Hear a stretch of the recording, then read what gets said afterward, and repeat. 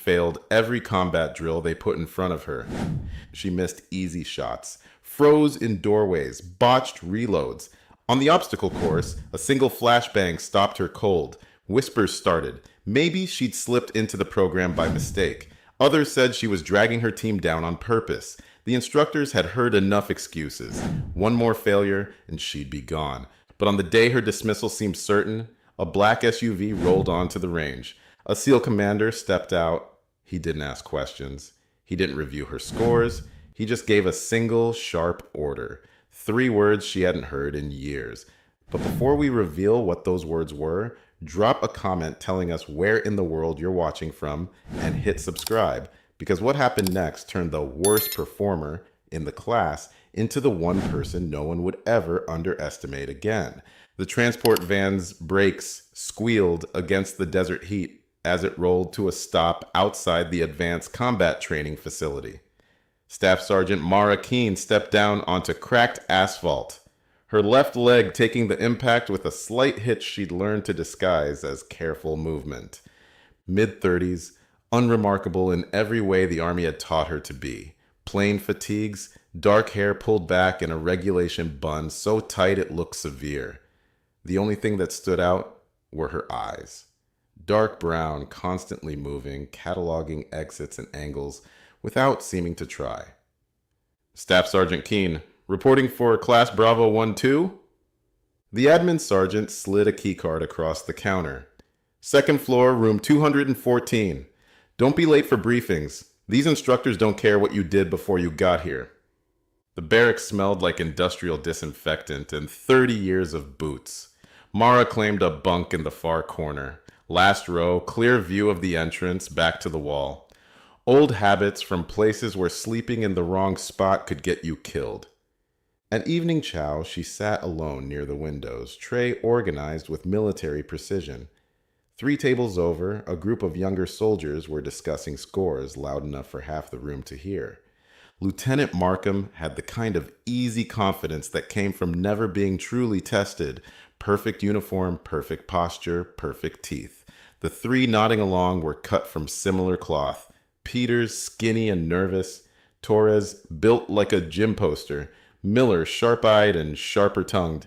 Some people get here because they can still do the job, Markham was saying. Others get here because someone feels sorry for them.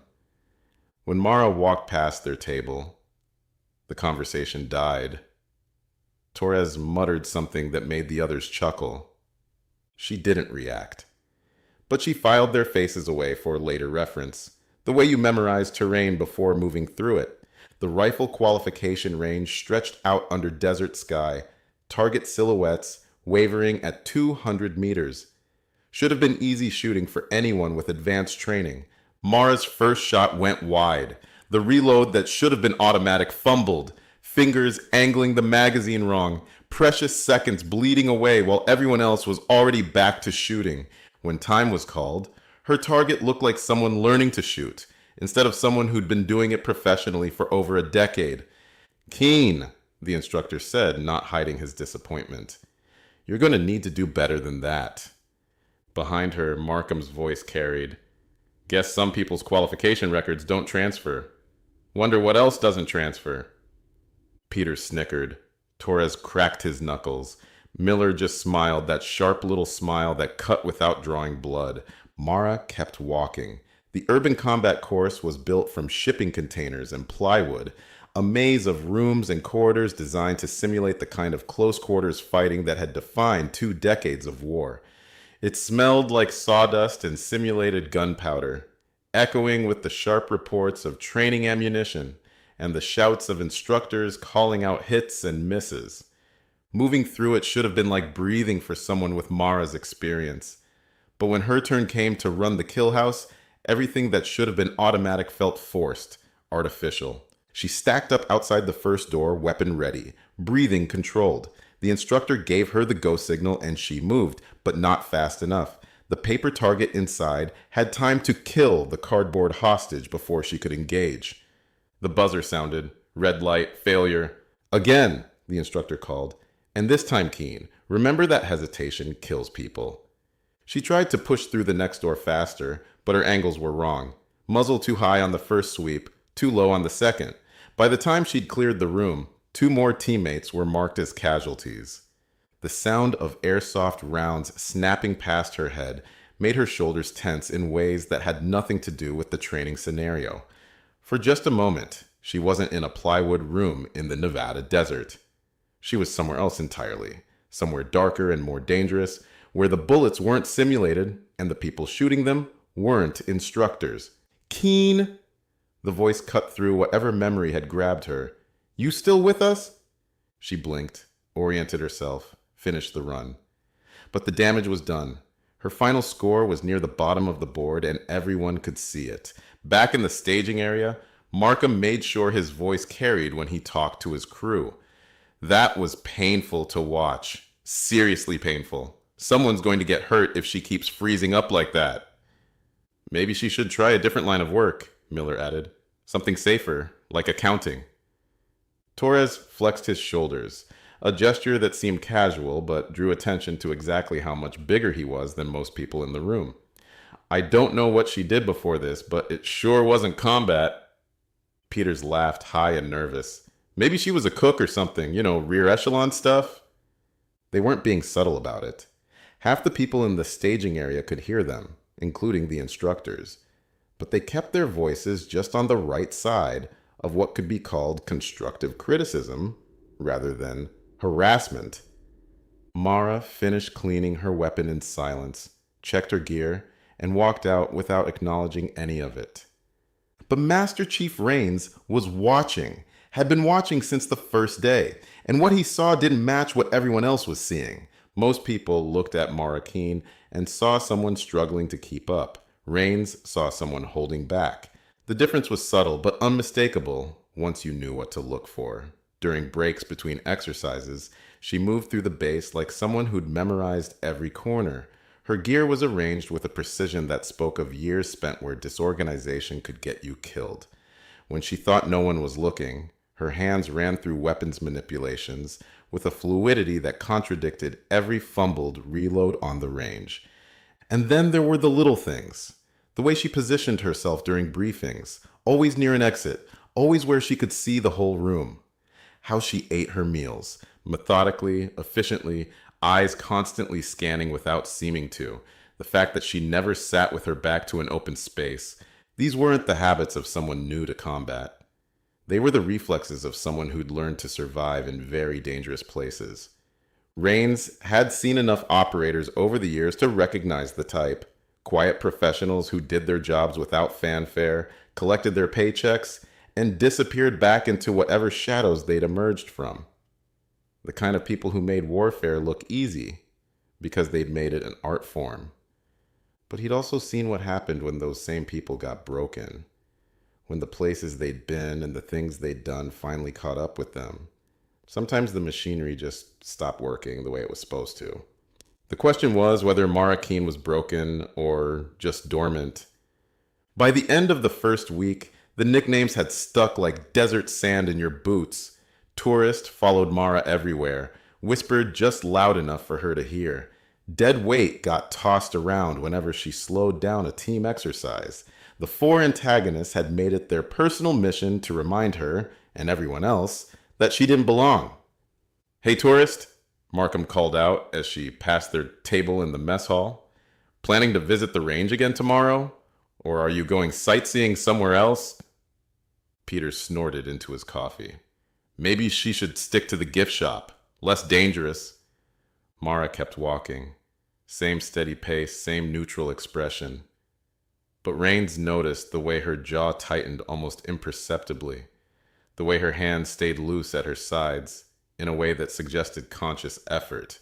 The breaking point came during the obstacle course. It should have been straightforward. Over the wall, across the rope bridge, under the wire, through the tire run. Physical challenges that had nothing to do with weapons or tactics, just raw fitness and determination. The kind of thing Mara should have been able to do in her sleep. She started well, cleared the first wall clean, crossed the rope bridge with sure footing, low-crawled under the wire without snagging her gear. Her time was competitive, maybe even good. And then came the flashbang simulator, The device was designed to replicate the disorienting effects of a stun grenade, a sharp crack like thunder, bright white light that burned through closed eyelids, standard equipment for preparing soldiers for the sensory chaos of real combat. When it went off, Mara froze. Not a tactical pause. Not a moment of assessment. Complete paralyzed stillness, like someone had cut her strings. Her breathing quickened, eyes wide and distant, staring at something no one else could see. The seconds stretched. 5, 10, 15. Other trainees were finishing the course, calling out their times, slapping each other on the back. But Mara stood motionless in the middle of the obstacle, trapped in whatever memory the sound had triggered. "Keane!" The instructor's voice cut through the desert air. "Move!" She blinked, oriented herself, pushed forward. But the damage was done. Her final time was near the bottom of the board, and everyone had seen the freeze. Worse, they'd seen what caused it. That night in the barracks, the whispers were different. Less mocking, more uncomfortable. PTSD was something everyone understood in theory, but seeing it in action made people nervous. Made them wonder if someone who could freeze up like that had any business carrying a weapon. Markham and his crew were less subtle in their assessment. "Did you see that?" Torres was saying to anyone who'd listen. She just stopped, right in the middle of everything. "Shell shock," Miller said with the casual authority of someone who'd read about trauma in a textbook. "Seen it before, usually means they're done." Peters nodded sagely. "Can't trust someone like that in a real fight. Never know when they're going to crack." Markham summed it up with typical bluntness. "She's broken. Somebody should tell her before she gets herself or someone else killed." From her bunk in the corner, Mara heard every word. Her expression never changed, but her hands clenched once, briefly, before she turned toward the wall and closed her eyes. The next morning, Master Chief Rains found her on the range before dawn, running through weapon drills in the half-light. Solo practice, no instructor supervision, just muscle memory working against whatever was holding her back during official training. He watched from a distance as she ran through magazine changes, malfunction clearances, target transitions.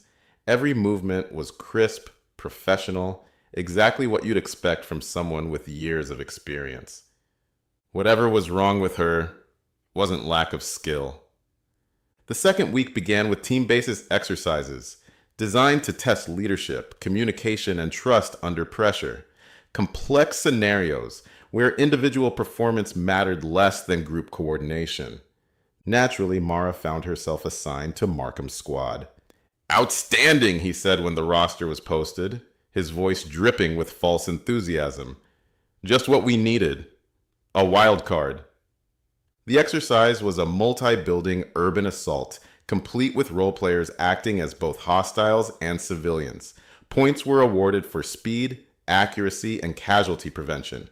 Points were lost for friendly fire, civilian casualties, and team members killed during the operation. It should have been a chance for Mara to prove herself in a setting that emphasized tactics over individual performance. Instead, it became a showcase for everything that was wrong. The first building went badly from the start. When they stacked up outside the entrance, Mara hesitated just long enough for the timing to fall apart. Peters went through the door alone, took a simulated hit from a hostile actor, and immediately called out his death. "Thanks a lot, deadweight," he said, loud enough for everyone to hear. "Really appreciate the backup." The instructor marking the exercise made a note on his clipboard. One team member down, and they hadn't even cleared the first room. Markham took charge with the kind of aggressive leadership that looked impressive, but ignored what was actually happening. "Keane, stay in the back. We'll handle the dangerous stuff." She didn't argue, just moved to the rear of the formation, then followed orders, even when those orders made no tactical sense. By the third building, her hesitations had cost them 2 more casualties. The instructors weren't even trying to hide their disappointment. One of them keyed his radio and called back to the evaluation center. "Squad 4 is done. No point continuing." But they finished anyway, going through the motions of an exercise that had already been marked as a failure. When they reached the extraction point, Markham was red-faced with frustration. "This is exactly what I was talking about," he said to anyone who would listen. You can't carry dead weight and expect to succeed. Some people just don't have what it takes anymore. Torres nodded toward Mara, who was quietly checking her weapon and avoiding eye contact. Should have been obvious from day one. All the signs were there. Miller was more direct. The question is, how long are we going to keep pretending this is fixable? The administrative wheels were already turning. After 2 weeks of consistently poor performance, Mara Keane was officially labeled as unlikely to meet course standards. The paperwork for her dismissal was being prepared, with a recommendation for medical discharge based on her inability to perform under stress. Master Chief Rains fought it as long as he could, but the evidence was overwhelming. Whatever she'd been before, she wasn't that person anymore. The kindest thing would be to let her go with dignity before she hurt herself or someone else. The notification came down on Wednesday. Mara had until Friday to pass a comprehensive final evaluation, or she'd be removed from the program. Everyone knew it was a formality. The test was designed for people who'd been succeeding, not for someone who'd been failing consistently for 2 weeks. She'd take the exam, fail it, and be gone by weekend. Which made what happened on Thursday afternoon all the more unexpected. The black SUV appeared without warning, rolling through the main gate like it belonged there. Tinted windows, government plates, the kind of vehicle that meant someone important was paying attention. It parked near the admin building, and for a moment, the entire training yard went quiet. Conversation stopped mid-sentence. Even the instructors paused what they were doing to watch. The rear door opened first, then the driver's side. 2 figures emerged, but only one of them mattered. Commander Cole Maddox looked exactly like what Central Casting would order if they needed someone to play a Navy SEAL. Tall, broad-shouldered, with the kind of weathered face that spoke of years spent in hard places doing difficult things. His uniform was crisp but not showy, decorations limited to the essentials. But it was the way he moved that got everyone's attention. No wasted motion, every step deliberate, eyes constantly scanning without seeming to. The walk of someone who'd learned to assess threats before they became problems.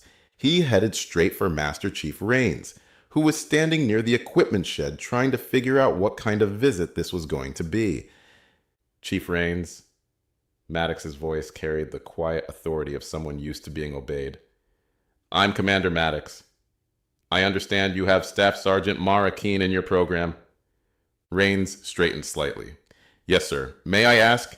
I'd like to observe her next evaluation. Sir, she's scheduled for dismissal. Her performance has been... Maddox held up a hand. I'm not here to challenge your assessment, Chief. I just want to see her run one more course. Across the yard, Mara had gone completely still. She was standing by the weapons rack, ostensibly checking her rifle, but her attention was entirely focused on the conversation happening 50 meters away. Other trainees were staring openly now, trying to figure out what was happening. Markham and his crew had clustered together, whispering among themselves. Who's the Navy guy? Peters wanted to know. And why is he asking about tourist? Torres added. Miller was studying Mara's reaction, noting the sudden tension in her posture. Look at her. She knows him. Rains was explaining the situation to Maddox, keeping his voice low, but not quite low enough. She's been struggling with the high-stress scenarios. Hesitation, freezing up, inconsistent performance. The board's already made its decision. Maddox nodded thoughtfully. What if I told you she wasn't struggling? What if I told you she was holding back? Sir? Give her one more run, Chief. Let me stand on the line. And when I give her the word, you'll see what she's really capable of. Rains considered this. Protocol said he should refuse. Outside observers weren't allowed during evaluations, and the decision about Mara had already been made. But something in Maddox's tone suggested this wasn't really a request. What kind of word are we talking about, sir? Maddox's mouth ticked in what might have been a smile. Just 2 words, Chief. That's all it'll take. The afternoon sun was brutal, turning the training complex into an oven that baked everything under open sky. Heat shimmers rose from asphalt and concrete, distorting the air until distant objects seemed to dance. Mara's squad assembled for their final evaluation in the staging area. gear checked, and weapons loaded with training ammunition. The scenario was straightforward: urban hostage rescue, multiple buildings, unknown number of hostile actors, 30-minute time limit. It was the same type of exercise they'd been running all week, the same type Mara had been failing consistently. Commander Maddox positioned himself just inside the perimeter fence, hands clasped behind his back, watching with the intensity of someone who'd seen similar operations conducted for real. He didn't have a clipboard or headset, just eyes that missed nothing. The other instructors gave him space, uncertain about his presence, but unwilling to challenge someone with his obvious authority. Master Chief Rains stood nearby, equally curious about what was about to happen. When the squad moved out, Mara fell into her usual pattern almost immediately. Careful entries, excessive caution at corners, hesitation at every decision point, the kind of behavior that had marked her as unreliable for 2 straight weeks. Markham's voice crackled over the comm system. "Here we go again. Try to keep up this time, tourist." They breached the first building and immediately ran into problems.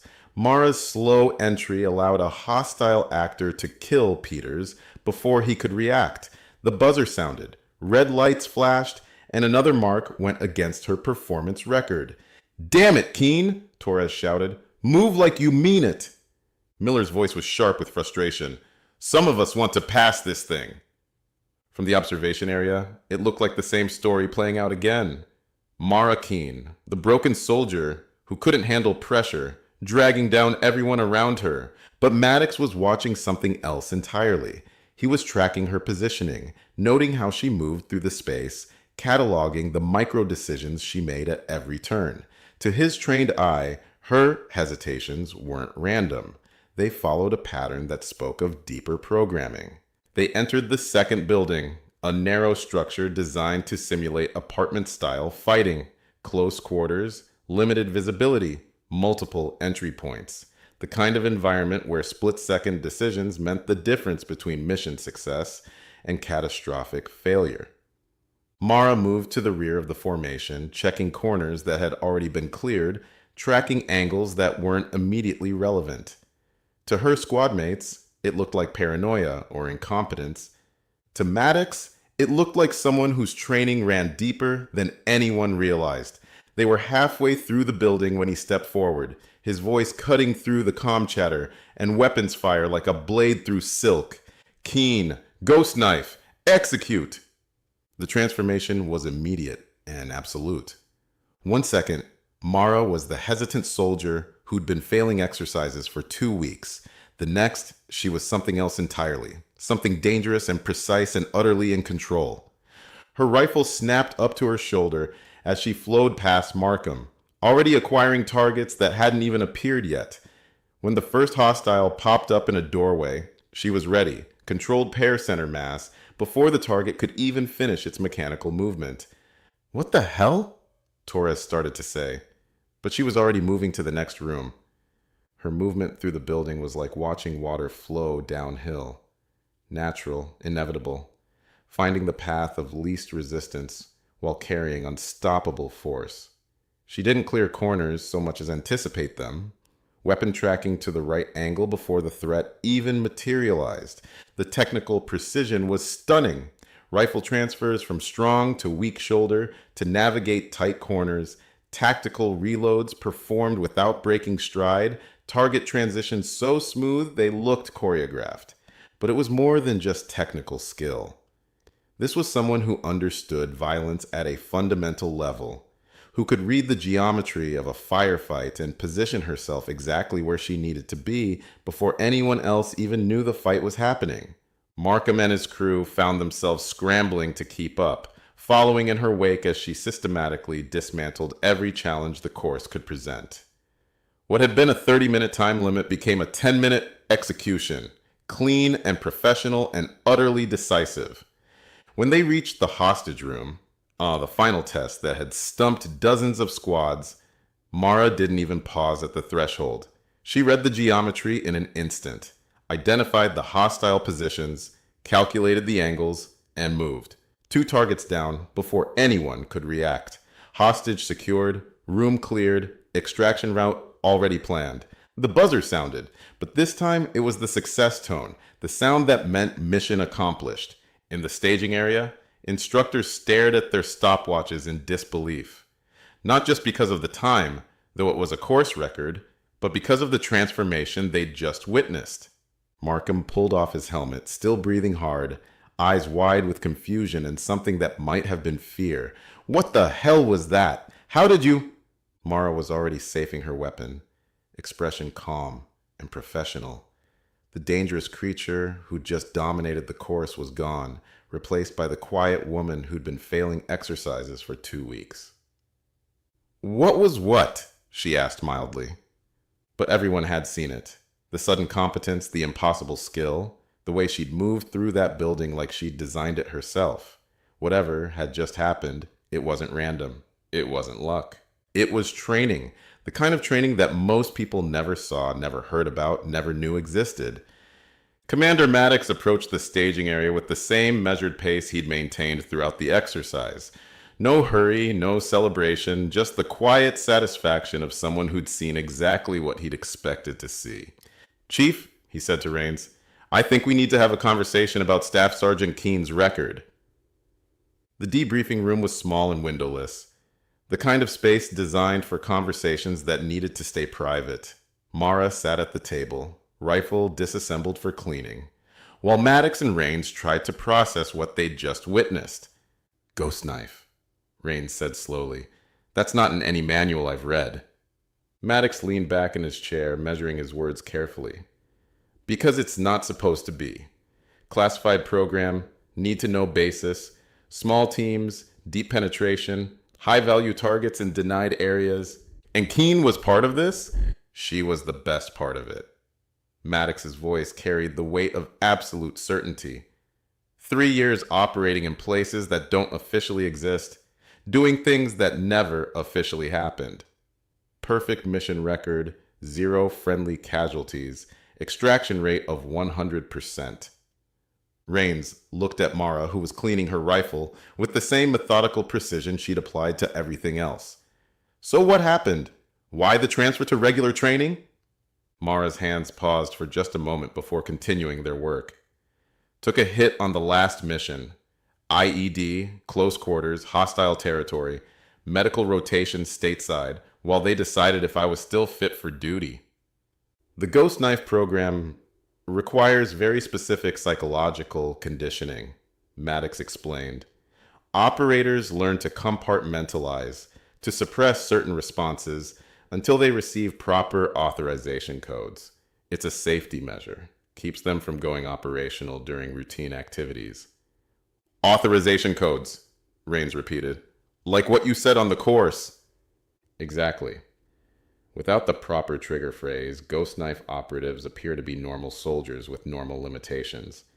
With it," he gestured toward the window, where Mara's course record was still being analyzed by incredulous instructors, "they become what they were trained to be." Rains was quiet for a long moment, processing the implications. So, for 2 weeks, she was essentially... what? Acting? "Not acting," Mara said quietly. "Contained. The conditioning isn't something you turn on and off like a switch. It's more like keeping a leash on a guard dog. It's still a guard dog, but it won't bite until someone gives it permission." Maddox nodded. "The brass wanted to see if she could function in conventional units after her injury. They thought maybe the conditioning had been compromised, that she'd lost the ability to operate at that level." "And had she?" "You saw what happened out there, Chief. Does that look compromised to you?" The course record stayed on the board for the rest of the program. A stark reminder that sometimes appearances could be deceiving. Mara's name sat at the top in clean block letters, her time untouched despite 2 more weeks of attempts by increasingly motivated trainees. The discharge recommendation vanished from her file within hours. In its place appeared a new assignment: Advanced Tactical Instructor, Special Operations Training Command. Not a demotion or a lateral move, but a recognition of capabilities that few people even knew existed. Markham and his crew became notably quieter after the exercise. No more nicknames, no more casual harassment. They'd seen something that didn't fit into their understanding of how the world worked, and it had shaken them more than they wanted to admit. Peters tried to apologize one evening, catching Mara outside the mess hall. "Look, we didn't know. About what you could do, I mean." Mara considered this for a moment. "Most people don't. That's kind of the point. But why didn't you just, show them earlier? Save yourself all the grief?" Her answer was simple and devastating. "Because I wasn't authorized to." Torres and Miller kept their distance, speaking to her only when required for training purposes, but Raines noticed they'd started studying her technique during exercises, trying to understand how someone could move through a space with such absolute confidence. Markham was the most affected. The easy arrogance that had defined him for 2 weeks was gone, replaced by a quiet uncertainty that made him second-guess every decision. He'd built his identity around being the best, the natural leader, the obvious choice for advanced assignments.